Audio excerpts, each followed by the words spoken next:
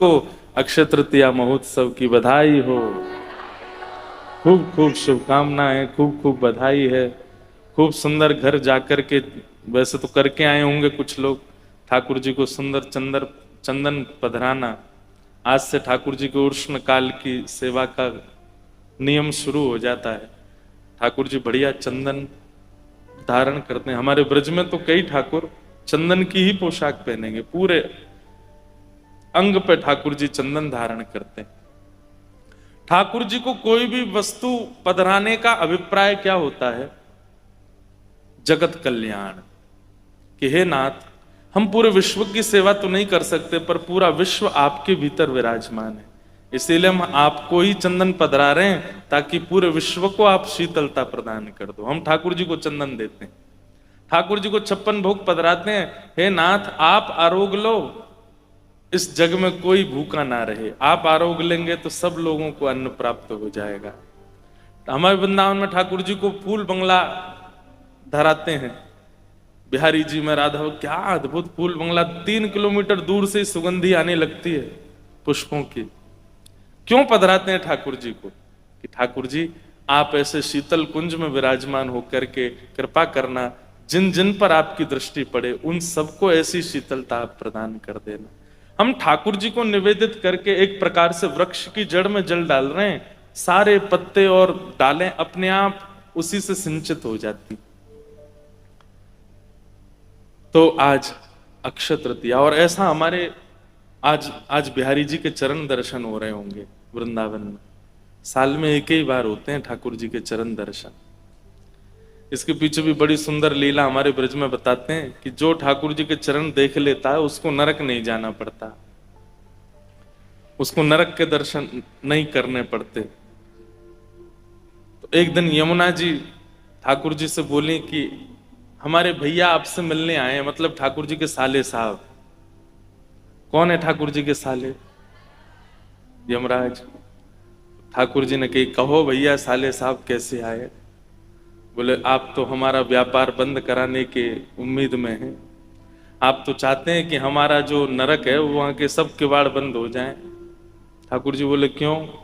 बोले, बिल्कुल अनावृत निरावृत चरणों के दर्शन आप सबको करा देते हैं। लोग कुछ भी करके आते हैं, आपके चरण देख लेते हैं और नरक दर्शन नहीं करना पड़ता। फिर संचिंतयेद भगवतश्चरणारविंदम वज्रांकुशध्वज सरोरुहलांचनाट्यम उत्तुंग रक्त विलसन नख चक्रवाल ज्योत्स्ना विराहत महद हृदयांधकारम।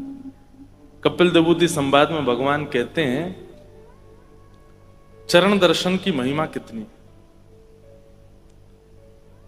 तब यमुना जी और श्री यमराज जी के सुख के लिए ठाकुर जी ने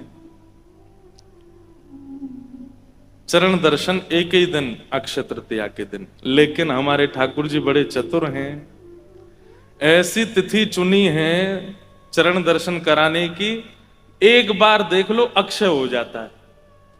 आज अक्षय तृतीया है। आज अगर आपने ठाकुर जी के, बिहारी जी के चरण देख लिए तो 365 दिन के दर्शन हो जाएंगे एक साथ ही, अक्षय हो जाता है। आज जो करो सब अक्षय हो जाता। अक्षय मतलब जिसका क्षय नहीं हो सकता, जिसका नाश नहीं हो सकता। आप चाहे उसके बाद में अपना व्यवहार स्वभाव पाप युक्त कर लीजिए, लेकिन आज के दिन जो किया गया है उसका क्षय कोई पाप नहीं कर सकता। इसलिए अक्षय तृतीया ठाकुर जी ने आज का दिन चुना अपने चरण दर्शन का, कि अगर आज हमारे दर्शन, तो ठाकुर जी बोले एक दिन चरण दर्शन कराएंगे, तो यमराज जी बड़े खुश हो गए। लेकिन फिर भी यमराज जी के यमलोक में भीड़ नहीं हुई। यमराज जी बोले, अब तो एक ही दिन दर्शन करा रहे हैं बिहारी जी, फिर क्यों भीड़ नहीं हो रही? तब पता किया कौन सी तिथि को करा रहे हैं। बोले, अक्षय तृतीया को करा रहे हैं, इस दिन करने से अक्षय हो जाता है।